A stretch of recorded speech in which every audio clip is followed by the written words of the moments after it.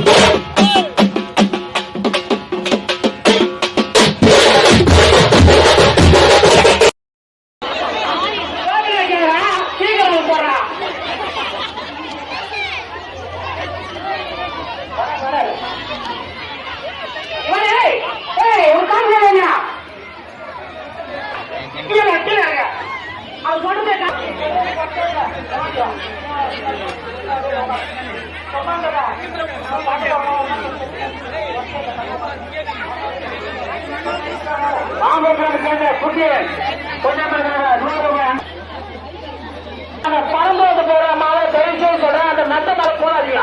ஏன்னா நீ போன கேட்ச் முடிக்கிறதா நம்ம பொறுப்பேற்க முடியாது, கிராம பொறுப்பேற்க முடியாது.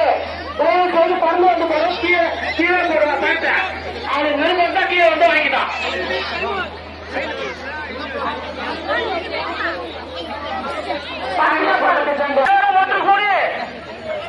அனைவரும் ஒன்று கூடி குரமாட்டு அன்னதானம் கொடுக்க இருப்பதால் நம்ம தாளூர் பொன்னியம்மன் சார்பாக நன்றியை தெரிவித்துள்ளோம். அவரும் அவர் குடும்பத்தினர் நலமுறையாக கேட்டுக் கொள்வோம்.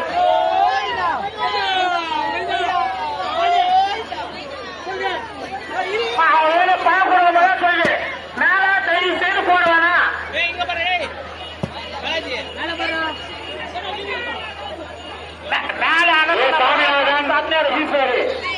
செல்வகுமார், ரேகா, ராஜேந்திரன், ஆஷா, சங்கர், தீபா, பிரசாந்த், குணாசீலன், பச்சையப்பன், வெற்றி செல்வர்கள்